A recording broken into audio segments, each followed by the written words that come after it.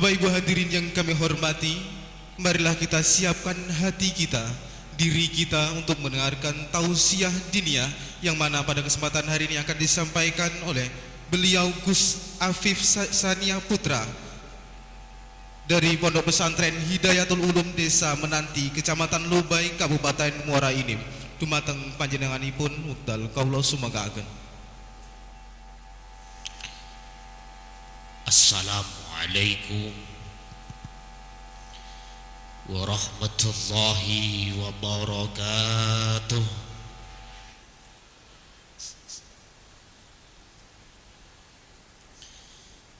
Ila hadrati nabiyina al-Mustafa Muhammadin sallallahu alaihi wasallam wa ala alihi wa ashabihi wa azwajihi wa dhurriyyatihi al-kiram wa ila jami'i ikhwanihi minal anbiya'i wal mursalin wal awliya wasyuhada'i wasyalihin wa jami'il malaikatil muqarrabin Sayyidina Jibril wa Mikail wa Israfil wa Ijra'il labina Adam wa ummina sayyidatina Hawa wa ma tanasala bainahuma ila yaumil qiyamah wa nakhusu ila jami'i man hadaru fi hadal majlisil mubarak ya Allah wa ila jami'i tullab wa tullabat fi ma'hadi shifaul jannan wa jami'i masyayikhihi wa asatidihi aina makanu syai'u lillahi lana wa lahumul fatihah. A'udzu billahi minasy syaithanir rajim. Bismillahirrahmanirrahim. Alhamdulillahi rabbil alamin arrahmanir rahim maliki yaumiddin. Iyyaka na'budu wa iyyaka nasta'in. Ihdinas shiratal mustaqim. Shiratal ladzina an'amta 'alaihim ghairil maghdubi 'alaihim waladdallin. Rabbi ighfirli wa liwalidayya wa li jami'il mu'minina amin ya rabbal alamin.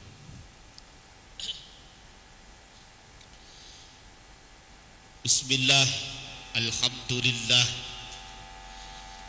wassalatu wassalamu ala rasulillah Sayyidina Muhammad ibn Abdillah wa ala alihi wa ashabihi wa azwajihi wa dhurriyyatihi wa man tabi'a rushdah.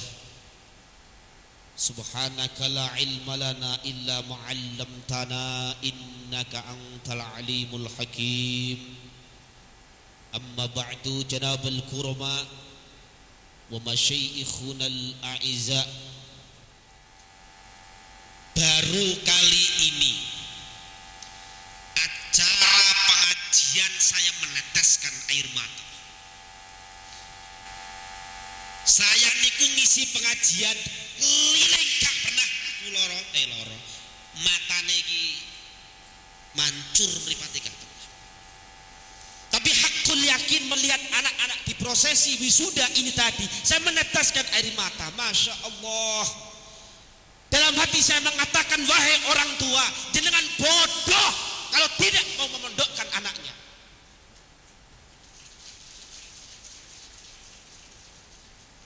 Ini kinuan sewu. Sekarang banyak persepsi orang tua yang mengatakan, buat apa anak di pesantren? Mau jadi apa anak di pesantren? Loh, mereka lupa Indonesia merdeka. Ini barokah san. Pak Polisi, Pak TNI, mohon maaf Pak. Kalau tidak ada santri, kan merdeka Indonesia nih. Kenapa tidak merdeka? Karena dulu zaman Belanda tidak ada yang bisa sekolah kecuali anaknya kepala desa ke atas. Anaknya Pak Kados ora kangge Pak Kados. Nggih. Tapi yang mampu menanamkan jiwa patriotisme, jiwa nasionalisme terhadap anak bangsa hanyalah pesantren.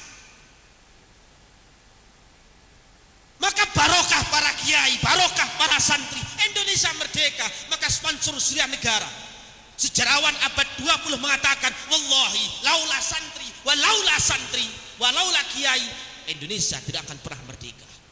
Kalau tidak ada kiai, tidak ada santri, wallahi Indonesia enggak merdeka. Enggak mungkin Pak Polisi saya ingin gawe baju coklat, enggak mungkin. Santri itu adalah pilihan Allah. Kenapa? Karena Rasulullah pernah mengatakan innallaha yu'tid dunya liman yuhib wa liman la yuhib. Allah itu memberikan dunia, ngei donya, ngasih sugih, jadi polisi, jadi TNI, Pak Kades, Pak Bupati, jadi gubernur, bahkan presiden, itu liman yuhib wa liman la yuhib. Kepada orang-orang yang dicintai oleh Allah dan orang-orang yang tidak dicintai oleh Allah. Walakin la yu'tid illa liman ahabba. Tetapi Allah tidak akan pernah memberikan agama, memberikan keilmuan agama illa liman ahabba, kecuali mereka-mereka yang dicintai oleh Allah Subhanahu wa taala. Niki suatu bukti bahwa santri yang saat ini sedang belajar ilmu agama dan difahamkan oleh Allah ilmu agama, berarti mereka itu adalah orang-orang kekasih Allah. Allahumma telah. Maka kula peringatkan pada wali santri, nuwun sewu, kula nggih gadah pondok pesantren. Kemarin saya sempat emosi dengan wali santri. Kenapa saya emosi? Nuwun sewu, ada santri didaftarkan, ya, daftar kene pondok Pak Yai, mohon maaf anak saya nuwakal. Iya. Pokok tak pondokne anak gelem pondok nggih alhamdulillah. Baru 5 hari dijemput karo bapake. 5 dino jemput karo bapake, anake betah. Adzan tiap dino, basan 5 hari dijemput bapake, mohon maaf Pak, saya enggak betah. Aku nyauri matamu ya.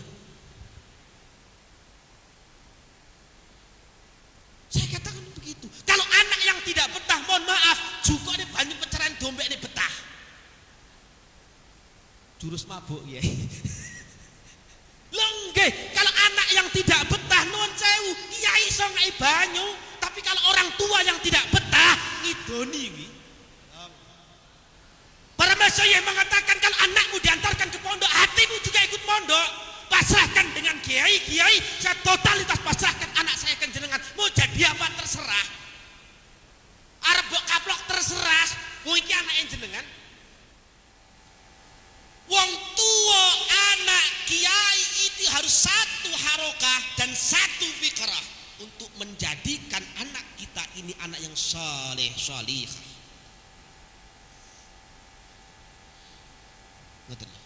Maka nuwun saya sering katakan wali santri mohon dukungannya, dukungan moral yo material yo danane, ora ingah-ingih.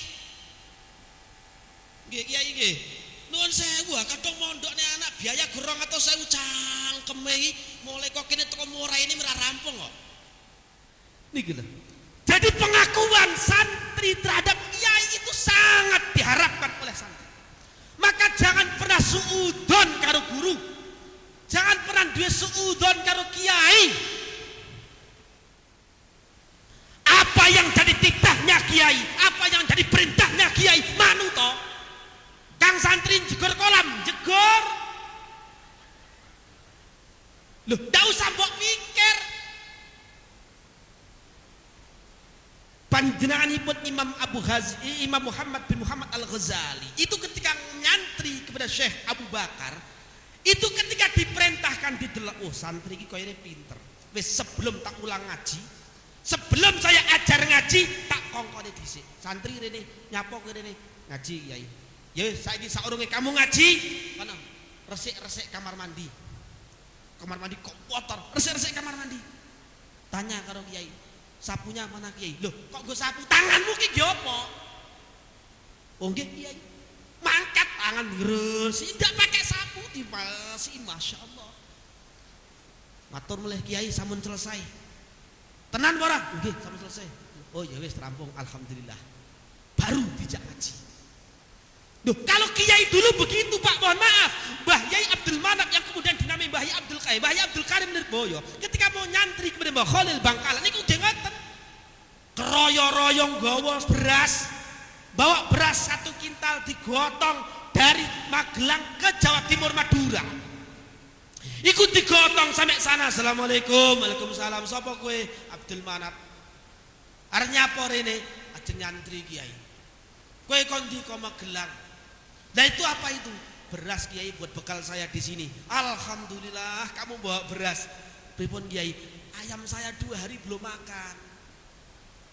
Ruhokno iki, ruhokno. Ayam saya 2 hari belum makan. Terus iku beras pakai anu pitik ya. Rentek itu santri tadi ngerentek. Lah aku mangane piye? Ijek ngerentek Mbah Yai weruh. Manganmu kayak nek godhong pace ning buritan yo juku ana. Krungu sampean. Denger enggak ini? Manganmu rentek padahal manganmu ijatahmu godhong pace nek kono. Iki panganan. Berasmu iki pakakno. Sendika dawuh Kiai nggih. Pakakne beras. Setelah dimakan entek, matur Mbah Yai beras saya habis. Lho lek entek cari lagi. Sana di sebelah desa sana ada yang panen, kamu ke sana cari. Nggih Kiai mangkat. Bawa beras lagi pulang, pakakne pitik meh, pakakne pitik meh. Bayangkan seorang santri berangkat nang pondok pesantren belum dikon ngaji, belum dijak ngaji, 2,5 tahun golek beras makani ayam. Santri kene ngoten mboten nggih? Santri kene ngono ora? Lho non sewu kok ada kiai ketika dipasrahi Mbah Yai iki anak kula kan ngaji, kok bengi kon ngaji, iku sake apike kiai tok ngono. Kalau masyayikh dulu tidak dites dulu bagaimana keikhlasannya, bagaimana kemantapannya untuk membersihkan kotoran-kotoran yang ada di dalam hati ini kiwang. Setelah selesai baru diulang ngaji. Bayi Abdul Karim diulang ngaji sewengi tok, Bu. 1 malam diulang ngaji, wis bareng ngaji, besok balik ana balik. Balik wis ngalim bapakmu cukup ngilmune, suwengi. Tapi lek golek beras 2,5 tahun. Nggih pakan. Nggih pakan pitik. Lho nuwun sewu. Maka benar-benar harus ditata bagaimana santri terhadap kiai, bagaimana wali santri terhadap kiai. Demikian sering saya sampaikan kemana-mana, santri apapun yang diperintahkan manut. Bismillahirrahmanirrahim ta'ala. Sampai ada yang mengatakan ngeten niki, pokok apapun yang saya lakukan di pondok pesantren, saya niatkan ngaji. Ada yang masak, ada yang buat air, ada yang bangun, ada yang dan sebagainya. Iku niatono ngaji, Cuk.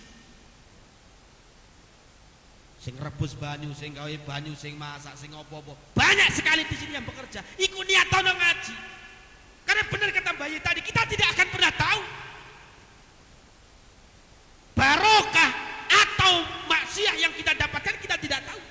Tapi kita yakin kalau apa yang kita niatkan itu ngaji pasti barokah. Allahumma betul. Mantep mawon ning jero, tidak usah berpikir yang lain-lain. Dulu saya ditanya, "Gus, ki apa anak di pondok nih? Anak pondok dadi apa?" Jawab sekarang, Pak, anak saya tak pondokkan biar jadi wakil presiden. Lho ngopo kok ngono? Wis saiki wakil presiden kiai. Itu berarti santri, maka anak di pesantren tujuannya ben dadi wakil ngono lho. Mbah Khalil Bangkalan pesene ngeten iki, "Cung, ngaji yo. Rasah mbok pikir sok dadi apa. Angger kowe iso ngaji kowe lek dadi iso apa? Paham? Ngaji ya dak sabok pikir kamu nanti akan jadi apa. Yang penting kalau kamu bisa ngaji, kamu akan bisa jadi apa-apa. Contoh tadi, pesantren iso ngaji, bisa jadi polisi. Pesantren bisa ngaji, bisa jadi TNI. Mohon maaf, ini Pak Ibda sinten nih. Kalau sekolah formal SMP, SMA di luar pesantren sudah dinyatakan gagal. Walaupun menerapkan kurikulum K13 yang orientasinya akhlakul karimah, gagal. Kenapa gagal? Karena gurune yo koyo gatel. Paham sampean, Pak? Artinya apa? Kita harus punya himmah luar biasa untuk mondoknya anak lho maksudku.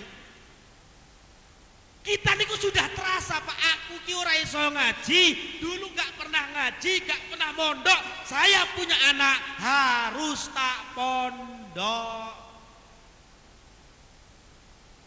Bu, krungu sampean nggih? Krungu nggih. Tak dongakno anake gelem mondok kabeh. Sing yakin, sing mantep, gak usah berpikir yang lain-lain. Benteng terakhir sekarang niki pesantren, Pak. Pesantren. Kenapa kok pesantren jadi benteng terakhir? Karena pengajaran yang langsung dilaksanakan oleh kiai, tarbiyahnya itu ada di pesantren. Dan 24 jam full pesantren menyediakan pendidikan yang di dalamnya ada akhlakul karimah. Sampeyan delok ngeten niku.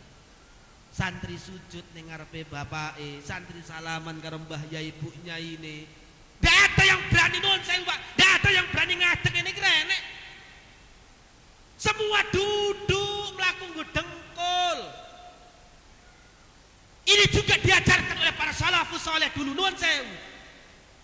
Mbah Yai Ploso bersama dengan Mbah Yai Idris Marjuki Lirboyo ketika sowan kendalemnya Mbah Yai sinten niku Jawa Tengah Gunung Pring, Mbah Yai Mat Patu Congol, putrane Mbah Yai Abdul Haq Patu Congol. Niku nuwun sewu, Pak. Dalamnya Mbah Yai Mat niku panjang ada sekitar 30 meter. Itu Mbah Yai Idris Lirboyo yang santrinya 30.000 waktu itu. Langsung di pintu duduk ngeten niki, Pak. Jalan pakai dengkul, santrinya sudah 30.000. Mlaku nggo dengkul di hadapan putra kiainya. Bayangkan, Pak. Bukan di hadapan gurunya, putra kiainya sudah begitu. Kenapa? Karena memang bagaimana nyadong barokah kalau seorang putra kiai, nyadong barokah dengan kiai ini perlu bagi santri. Maka tadi saya katakan, Dok, sampai sekarang di wisuda bukan lampu merah. Terus Anda berhenti merasa hebat, merasa pinter. Lek alhamdulillah iku lati kota fakoy aman nih, Pak ya. Nggih nuwun sewu. Inilah yang terjadi di pondok pesantren. Tapi bagi mereka yang tidak suka pondok pesantren, apakah begitu berpikirnya? Tidak. Mereka yang tidak suka dengan pondok pesantren berpikirnya adalah anakku di pondok nih malah koyok jadi budak ning pondok. Nyapo melaku lingguh-lingguh ngono nyapo. Ini mereka tidak punya pikiran. Mereka tidak tahu kalau para sahabat Rasulullah dulu juga prakteknya begitu. Halo? Halo? Para sahabat Rasulullah prakteknya bukan begitu, mohon maaf. Ada sahabat Rasulullah mengatakan, bekaman aku setelah dibekam, darah keluar, darah kotornya keluar, setelah keluar kon gua. Bukan dibuang tapi diminum oleh para sahabat. Kenapa? Kata baruk, golek barokah. Niki lho. Sesuatu yang tidak masuk akal. Memang akalmu jangan kamu pakai untuk pondok pesantren. Halo? Dengar nggih? Akalmu jangan kamu pakai untuk pondok pesantren, tapi lebih dalam hatimu yang kamu pakai. Dan seorang kiai dalam mendidik santri, hati yang diantem, Pak, bukan pikiran. Hati yang dihantam bukan pikiran. Paham nggih? Paham nggih? Bukan pikiran tapi hati. Kecerdasan hati inilah yang memang dituju oleh pondok pesantren. Hadirin yang dimuliakan oleh Allah Subhanahu wa taala. Derek-derek pesen. Ayo bareng-bareng kita hidupkan pondok pesantren. Kenapa? Pondok niki iku pondok jenengan. Bukan pondok Pak Yai. Halo? Kalau Pak Yai kok mengatakan ini pondok saya, nuwun sewu, anak sampean buku balik kabeh entek santrine. Nggih. Artinya pemilik sebenarnya pondok pesantren iki jenengan. Jenengan gawa anak sampean ditetapkan pondok pesantren, Pak Yai ini anak saya pasrahkan totalitas dan sebagainya. Iki pondok sampean. Nggih. Maka uri-urinan pondok ngenten niki demi apa? Demi menjadikan putra-putri soleh. Kan pahami? Seluruh pondok di dunia niki itu dinaungi oleh sayapnya malaikat Jibril alaihi salam. Maka setiap doa seorang kiai yang diaminkan oleh santri atau doa seorang santri untuk orang tuanya itu semua dikabulkan langsung oleh Allah Subhanahu wa taala. Aminol. Berserah semangat belas. Halo. Lanjut mboten niki, lanjut mboten. Delok lah, delok nah. Semua dinaungi oleh malaikat Jibril. Kenapa? Karena pondok pesantren tempat ilmu agama. Ilmu ki penting. Ning yang lebih penting dari ilmu adalah akhlaknya, Pak. Sampean pondok nyekolahne anak ilmunya penting, tapi yang lebih penting dari itu adalah akhlaknya. Dan akhlaknya tempatnya di pondok pesantren. Orang yang berilmu itu belum tentu berakhlak. Tapi kalau sudah berakhlak, sudah tentu dia mengamalkan ilmunya. Maka nun sewu dulu Raja Harun ar-Rasyid pernah berdebat hebat dengan Abu Nawas. Ngerti Abu Nawas ya? Pernah berdebat hebat dengan Abu Nawas. Harun ar-Rasyid mengatakan, "Hei Abu Nawas, penting mana ilmu dengan akhlak?" Kata Abu Nawas, penting akhlak. Kata Raja Harun ar-Rasyid, oh penting ilmu. Saya bisa jadi raja karena punya ilmu. Oh penting akhlak kerja. Oh penting ilmu. Saya bisa memimpin jadi kerajaan saya besar dan sebagainya karena saya punya ilmu, bukan karena punya akhlak. Oh enggak. Kalau begitu buktikan saja raja. Penting ilmu apa penting akhlak? Oke siap. Yaudah kita buktikan. Ditentukan hari untuk dikumpulkan semua di lapangan. Seluruh rakyat dikumpulkan di lapangan. Sebelum itu Raja Harun ar-Rasyid duwe kucing. Ngerti kucing? Ngertas kucing berah? Kucing diwarai ilmu karo Raja Harun ar-Rasyid. Diwai ilmu disetelne dangdut joget dangdut. Disetelne remik joget remik. Disetelne koplo yo joget koplo. Terus iki alhamdulillah iki jelas menang kapok nih. Perjanjian, kalau saya yang menang kata Harun ar-Rasyid, kamu saya bunuh Abu Nawas. Nggih? Kalau saya yang menang gimana raja? Saya minta maaf. Biasa raja minta maaf karo rakyat. Oke siap. Raja Harun ar-Rasyid di kucing diwarai joget dan sebagainya. Setelah itu siap modar ke Abu Nawas. Jelas menang aku. Iki kucing kalau tidak punya ilmu tidak bisa joget. Abu Nawas santai rokokan. Mau neng rokokan, kumpulkan semua rakyat di lapangan, dibuat panggung ngeten niki. Tanya Raja Harun ar-Rasyid, "Bu Nawas, kamu dulu apa saya dulu?" "Jenengan mohon raja, kula tak keri." "Nggih." Kucing ditokne, bar ditokne setel kedang joget kucing. Kucing joget, remik joget kucing walah kabeh bersorak mutar ke Abu Nawas tak pateni. Abu Nawas meneng opo lah, iki kelemahan kucing ya apa? Abu Nawas bukan orang bodoh Pak. Abu Nawas ngambil tikus. Ngerti tikus? Abu Nawas ngambil tikus, tikus dicekel dicolno. Kucing melayu. Kucing melayu ngono ki kucing. Abu Nawas berak walah kucing ra duwe akhlak. Joget udah enek tikus malah melayu. Bisa dipaham nggih? Bisa dipaham nggih? Raja Harun ar-Rasyid terus menung. Iya ya. Kalau kucing saya punya akhlak, enek tikus melayu dia tetap joget manut karo perintahku. Tapi ternyata tidak. Kucing melayu gara-gara enek tikus. Spontan Raja Harun ar-Rasyid, mohon maaf saya kalah. Memang penting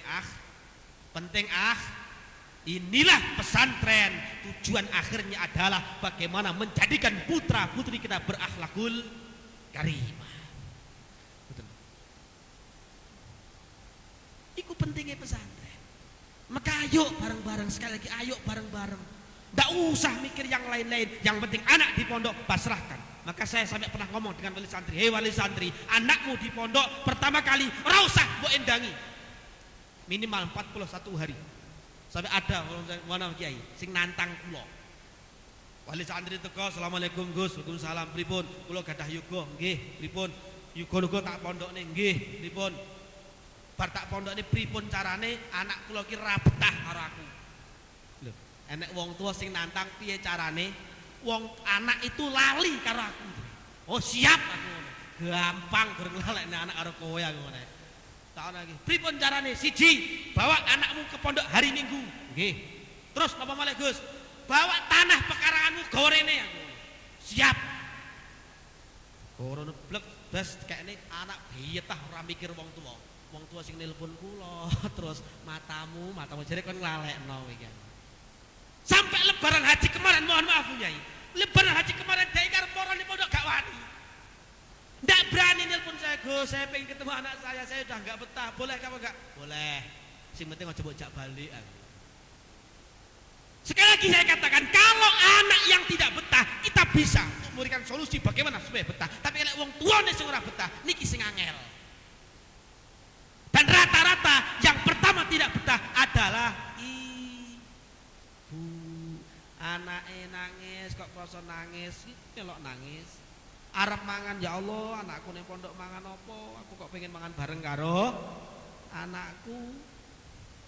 Bu, ikhlasne yogane Bu nggih.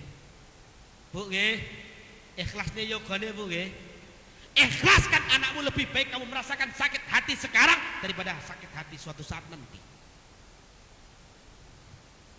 Wes tak ikhlas anak. Wes rasa mikir liya-liya. Ikhlas karena Mbah Yai Imam Asfali. Wes Mbah Yai, pokoknya terserah jenengan. Terserah jenengan. Sampai enten kisah Mbah Yai. Kok aku sumuk aku. Sampai ada kisah. Mbah Yai Fattah Jombang itu pernah dititipi seorang santri karo wali santri. Ketika sowan dalam Mbah Yai, Assalamualaikum Mbah Yai. Waalaikumsalam Mbah Yai. Pindah kula silaturahim ping kalih kula badhe masrahaken yoga kula. Halo. Mohon maaf Kiai. Anak saya iki nakal Pak. Iki mesti nggih Kiai nggih. Anak saya nakal. Saya titipkan jenengan, pokoknya saya pengen anak saya ndak usah pulang sebelum jadi orang alim. Pokoknya gak oleh balik sebelum jadi wong alim. Mbah Yai dawuh, siap, nggih. Ada satu perjanjian antara wali santri dan seorang kiai. Dan ini ketika masrahkan. Ada satu perjanjian. Nggih, siap. Wes berjalan waktu pancen nakal tenan. Tiap hari bocah iki kur nyolongan. Santri ku nyolongan, nuwakal. Suatu ketika konangan. Kang santri ku suatu ketika konangan. Ijek nginceng mbak-mbak adus. Dadi mbak-mbak mandi iki diinceng. Konangan karo Gus Dur iki keamanan pondok waktu itu. Begitu konangan cek ndase, cek wabok ke konangan, disidang karo pengurus dan dinyatakan wajib keluar dari pondok pesantren. Diputuskan oleh pengurus sowan ke karo kiai, keluarkan dari pondok pesantren karena sudah tidak bisa ditolerir lagi kenakalannya. Nggih, siap tanda tangan, siap dikeluarkan. Matur karo kiai. Assalamualaikum, waalaikumsalam Mbah Yai. Gus Dur matur. Mbah Yai niki santri jenengan nuwakal. Mbah Yai lek dawuh piye? Aku ya wis weruh. Saya sudah tahu. Kalau nakalnya kiai, nakalnya santri ndak usah mbok aturne karo aku. Aku wis luweh roh timbang awakmu. Lung bapak unuk-unuk rene ngomong Mbah Yai anakku nakal. Kalau wonge nakal rasa mbok omongne, tapi awonge pinter omongno ora apa-apa. Diseneni Gus Dur. Ya wis ora apa-apa. Kalau seluruh pengurus mengeluarkan dia sebagai santri, terserah keluarkan enggak apa-apa. Tapi saya seorang kiai, dua santri punya kesepakatan dengan wali santri. Kiai ini motor, bapak imbian ngomongnya anakku nakal, lek urung alim ojo di balik nih. Oke, saya punya perjanjian kalau saya sudah janji terhadap wali santri untuk mencerdaskan seorang santri, kok aku kiai khianat, jur kamu santriku tadi apa? Wis tokno ora apa-apa, aku duwe kamar nganggur ning omah, santri tak tampungi ning dhuwur. Dadi santri munggah pangkat dadi Gus Kiai. Munggah pangkat munggah daleme Kiai wis tak openi nih. Nakal wis ora apa-apa. Masyaallah, bocah iku tiap dina kon bebene sorban karo Mbah Yai. Le, bebene sorban nggih, sorban. Ngajimu tekan di Quran Kiai, ngaji karo aku terus. Entah santri niki oleh manut tenanan utawa oleh ngaji bareng karo kiai, di kemudian hari santri ini jadi seorang kiai yang besar, santrinya ribuan ada di Cirebon. Saat ini urip Niki cek urip wis gak saya sebut ke jenenge. Santri newakal nih loh. Santrinya saat ini 1000-an ada di Cirebon. Bibarokati nginceng. Barokah nggih. Nah itu tadi dikatakan oleh Mbak Yai, kita itu punya tradisi kualat karo barokah. Dan kita tidak tahu barokah bukan milik kiai. Barokah itu miliknya Allah, dititipkan karo kiai. Maka seorang santri ketika dicekel dase, le tak dongakno ilmu barokah manfaat le ning jero ati alhamdulillah aku didongakno karo Mbah Yai. Iki wis seneng luar biasa, Pak. Maka tadi saya katakan tidak ada kemuliaan kesenangan seorang santri kecuali diakui oleh kiainya. Mongko santri saya pesen ayo bareng-bareng diakui kiaimu dan kiaimu melok ngakui. Nggih. Seberapa besar jenengan mengaku bahwa dia seorang guruku dalam hatimu, sebesar itulah kemanfaatan ilmu. Sekali lagi, seberapa besar jenengan punya hati terhadap gurumu, sebesar itulah barokah manfaat ilmu. Enggak lebih. Enggak lebih. Saat ini kita masih dalam proses. Mongko nuwun sewu, neng imriti diterangno nggih. Bihi jawaban ba'da nafyin au tolab, neng aja lali kala tarum ilman wa tatrukat ta'ab. Sing apal imriti rungokno. Bihi jawaban ba'da nafyin au tolab. Santri ku bakal jadi jawaban sakwise sampean diguak karo wong tuamu. Santri itu akan menjadi jawaban sebagai penggantinya seorang kiai setelah Anda dibuang ba'da nafyin. Sakwise dibuang kalau wong tuamu au tolab tuh sedang golek ilmu. Neng rungokno santri, kala tarum ilman wa tatrukat ta'ab. Ojo ngimpi kowe oleh ilmu nek kowe ora kangelan. Paham nggih?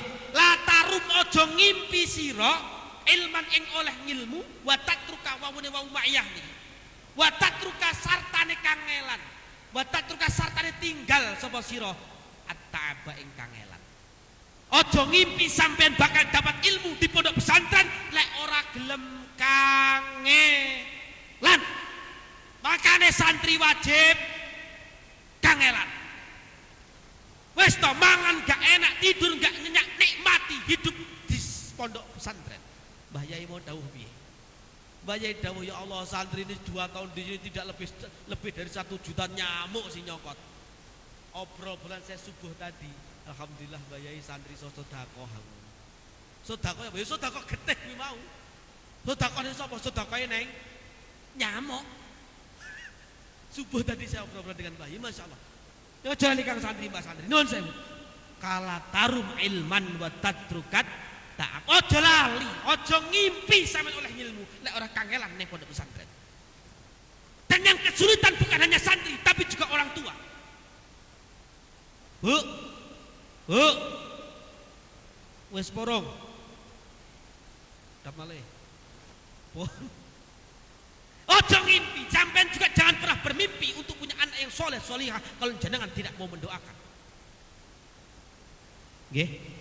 Terakhir, ada sebuah kisah ini yang mungkin pernah saya sampaikan. Dadi wong tua, seorang ibu khususnya jangan pernah mendoakan jelek terhadap anaknya, senakal apapun. Rungokno Bu. Ana sing banyak hadir ibu-ibu ini. Pesen nggih ibu-ibu. Bu. Jenengan jangan pernah mendoakan jelek terhadap anakmu senakal apapun. Kenapa? Karena doa seorang ibu itu lebih mustajabah daripada 1000 wali. Ada wali namanya Juret. Juret itu punya ibunya sakit. Ibunya sakit, nggak bisa berdiri, hanya ngeletak neng jero kamar. Malam-malam Juret iku bangun sedang sholat tahajud. Allahu Akbar. Sholat tahajud. Setelah sholat tahajud ibu neng kamar bengok. Juret. Allahu Akbar. Ucap sholat kok dalem itu. Sami Allahu liman hamidah. Juret. Menengah Juret. Neng hati terus ngomong, lah foto ibu iki, kenapa foto ibu ini? Apa enggak ngerti aku jek salat? Kok moro-moro celuk-celuk. Allahu Akbar juret. Ret. Allahu Akbar nun sewu. Ibu sudah manggil berkali-kali, juret tidak jawab. Kondisinya masih sholat. Tapi seorang ibu tadi langsung sakit hati, Pak. Punya rasa sakit hati, juret. Saya tahu kalau kamu lagi sholat, tapi sholat mungkin sholat sunnah. Saya itu cuma pengen minta tolong karo sampean, ambilkan air minum. Seandainya saya bisa berjalan, tidak mungkin saya minta tolong sampean, juret.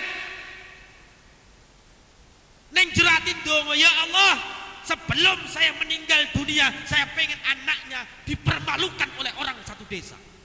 Seketika itu karena malam waktunya juret masuk sholat, diaminkan oleh malaikat dan Allah mengabulkan. Niki nuwun sewu. Dungane seorang ibu terhadap anak yang luar biasa baiknya, bahkan sebagai walinya Allah. Saya tidak pengen meninggal dunia sebelum juret iki anakku dipermalukan orang sak desa. Masya Allah Pak Yai, nuwun sewu. Di sebelah rumah juret ini ada musola. Ada musola yang tiap hari buat jamaah, buat sholat juret.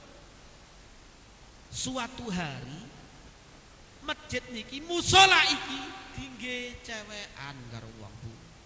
Ada laki-laki dan perempuan masuk ke musola pacaran di situ. Terus lama kemudian cewek ki mau meteng. Ngerti meteng ora? Ngerti meteng ora? Hamil. Setelah hamil ditanya, "Nduk, kok bisa hamil? Siapa yang menghamili sampean, Nduk?" Jawaban wong wedok mau piye? Yang menghamili saya juret.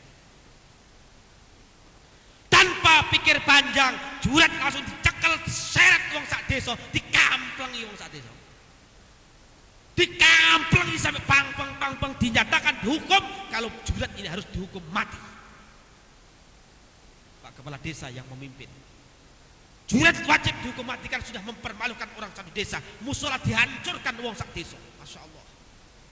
Ditunggu 9 bulan anak lahir. Setelah anak lahir, juret dinyatakan harus dihukum mati karo kepala desa. Sudah disiapkan hukuman mati, juret ngomong, "Pak Kepala Desa, saya siap dihukum mati. Tapi syaratnya saya harus temukan dengan ibu saya. Ketemukan saya dengan ibu saya. Ini jelas ibu saya yang membuat saya begini. Saya tidak pernah melakukan apa-apa." Temok nih kali ibu setelah ditemok nih kali ibu juret sujud di kaki ibunya. Sujud di kaki ibunya. Naluri seorang ibu, nakal anak kaya ngopo, ketika anak minta maaf langsung di ngapu. Langsung di ngapura, ya nger anakku, tak ngapura. Tak ngapura. Wis muga-muga dosamu diampuni kali Allah, tak ngapura, alhamdulillah. Wis di ngapura karo ibuke, juret langsung ngadeg gagah, "Pak Kades, sebelum saya dihukum mati, panggilkan anak yang baru lahir." Anak celuk karo babone iki mau. Babone sing meteng mau. Cekel celuk bayi ditekuk, "Hei bayi, sapa bapakmu?" Bayi nyauri to, Pak. Bayi ki nyauri, "Bapakku koncone Mama Angon." Bayi niku, "Bapakku koncone Mama Angon." Tiba yang menghamili dia bukan juret, tapi kawannya mengembala sapi. Tapi mainnya ini pacarannya di musola juret. Masya Allah, semua kepala desa, kuwabe aparat desa, semua masyarakat minta maaf karo juret. Musola dibangunkan lebih rapi, lebih bagus lagi. Tapi kan bengep juret. Barokah Fatihah, wabi sirri Fatihah, wabi karomati Fatihah, nurnya Fatihah akan memancar di hati anakmu si nakal gitu. Oleh setelah sabuk cangkem nih, nuwun sewu. Saya kalau ngomongin bojo si nakal, kowe iki bojo kok nglawan saiki. Nggih. Makanya bapak-bapak sampean duwe bojo kok nakal, omong ngono. Nggo sumum bukmun ilfa belajar jiun. Insyaallah mari. Heeh.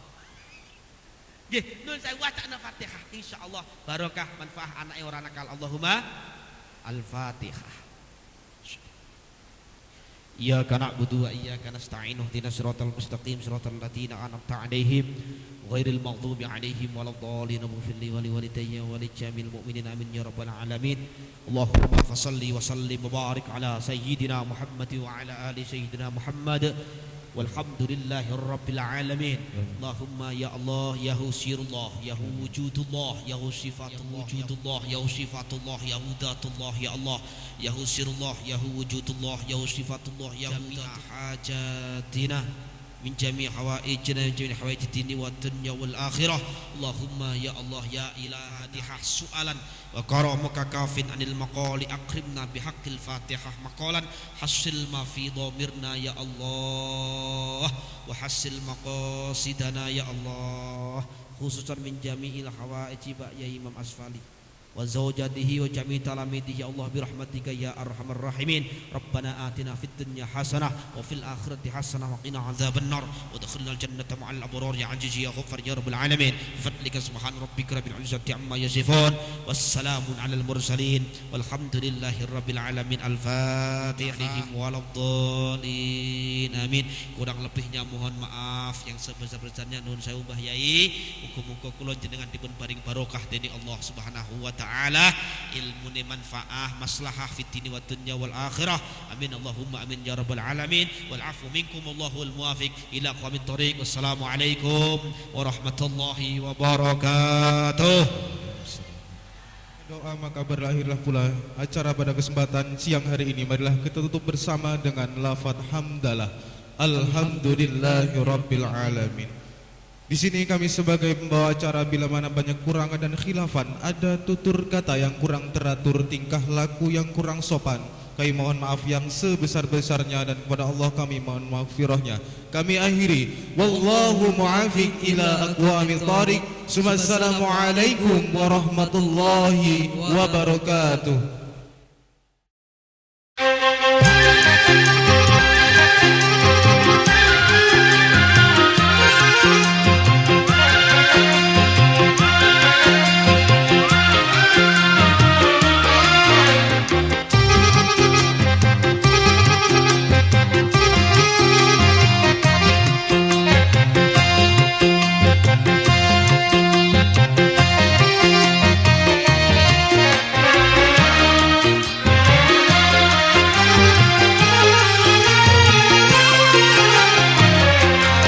Matahari bersinar terang menerangi seluruh alam. Jangan engkau bersenang-senang hingga melupakan sembahyang. Betapa